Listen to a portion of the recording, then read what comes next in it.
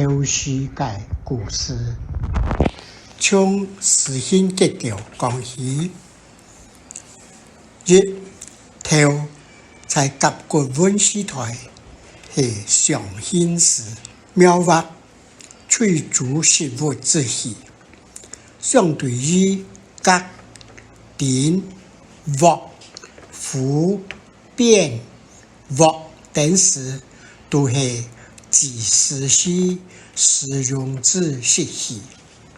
二诗诗是会意诗，左边个头是木，前边个记是手持棍，在木中挑起暗记事物。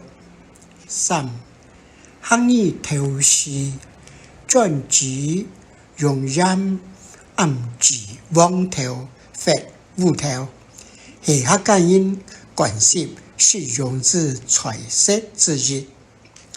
二从诗意演变的讨论。一透视当作就本古人家内用作彩书之名。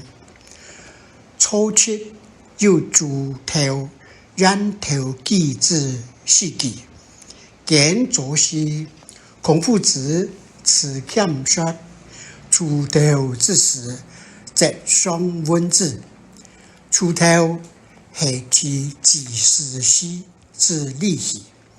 二利器头加为食物头，头是加价，诗是会意。左边个头保留丁木概念字。四现代汉语头能、头有、头符、头诗都是只用属头造成的食品。三从诗音的角度来看，一头讲润土后切，流失时尚，后润天上木，汉语音头用协调，竹客音头，苗片客音头。二是讲润是二节，直杀时尚，自润上上木，竹客音是苗片客音是，推风语音词，推方语音词。四从构词的角度来看，一汉语提头、反头，推风十进土豆，翻译进花生。二汉语创头，翻译成豇豆，推风语十进豆啊。三推黑、推福、通进荷兰头，推翻译十进豌豆。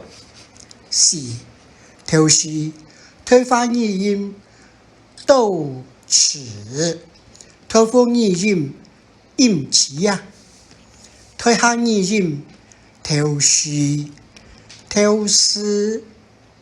五推翻译十进酱油，推福推汉语读进豆油头油。